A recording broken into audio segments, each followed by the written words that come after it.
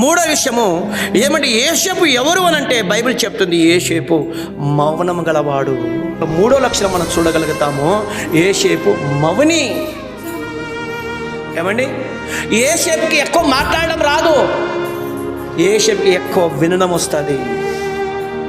ఏమండి, ఎక్కువ మాట్లాడే వాళ్ళ జీవితం చూడండి. ఎప్పుడైనా ఎవరైనా చూశారా? ఊకే మాట్లాడుతుంటారు, ఏదేదో మాట్లాడుతుంటారు, ఏదేదో పలుకుతుంటారు, ఏదేదో చెబుతుంటారు, ఏదేదో ప్రయత్నాలు చేస్తుంటారు, మాట్లాడతారు, ఎక్కువ మాట్లాడతారు. ఎక్కువ మాట్లాడే వానికి వినే లక్షణం తక్కువ ఉంటుంది. అర్థమవుతుందా? ఎక్కువ మాట్లాడేవానికి తక్కువ వింటాడు. ప్రియులారా గమనించండి, మాట్లాడేవాడు ఎప్పటికీ నేర్చుకోడు. ఏమని యోసేపు అధికంగా మాట్లాడేవాడుగా తరికించేవాడు కాదు.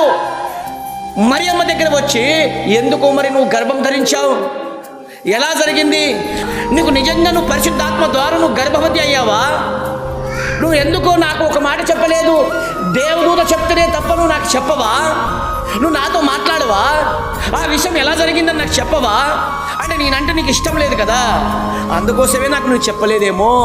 చూశారా? యోసేపు ఏ మాటలు తరికించలేదు, ఆమెతో మాట్లాడలేదు. ఎక్కువగా ఏం చేశాడు తెలుసా? దేవుని మాటకు విధేయత చూపించాడు, మౌనంగా అంగీకరించాడు, ముందుకెళ్తున్నాడు. ప్రేమైన దేవుని వర్లరా, ఇక్కడ గమనించండి, యోసేపు జీవితంలో మౌనమైన జీవితం కనబడుతుంది. మరొక మాట మీరు చూడగలిగితే సామెతల గ్రంథం 17వ అధ్యాయము 28వ వచనం,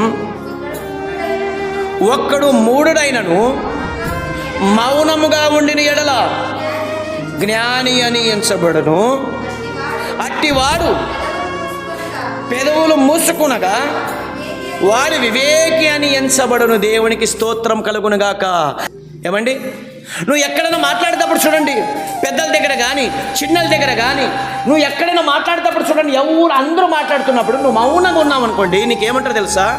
వీడు జ్ఞానవంతుడు రా, వీడు ఏమరా ఒక్క మాట మాట్లాడవు, లేదండి నేను మాట్లాడడానికి ఏముందండి, మాట్లాడడానికి తెలిసిన మాట మాట్లాడు, నేను మాట్లాడను.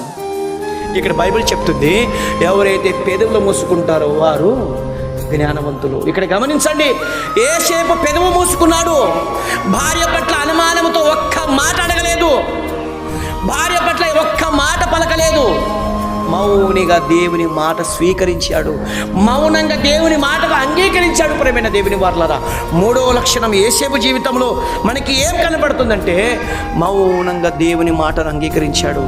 దేవదూత చెప్తున్నప్పుడు దేవదూతతో తరికించలేదు. అయ్యా, ఈ బెత్లెహేము అనే ప్రాంతంలో నా భార్య తప్ప ఇంకా మీకు ఎవరు కనబడలేదా, ఈ బెత్లెహేము అనే ప్రాంతంలో మరియ తప్ప ఇంకా ఎవరు కనబడలేదా, ఆమెను ఎందుకు ఎంచుకున్నావు, నా జీవితంలో ఎందుకు మీరు ఆడుకుంటున్నారు?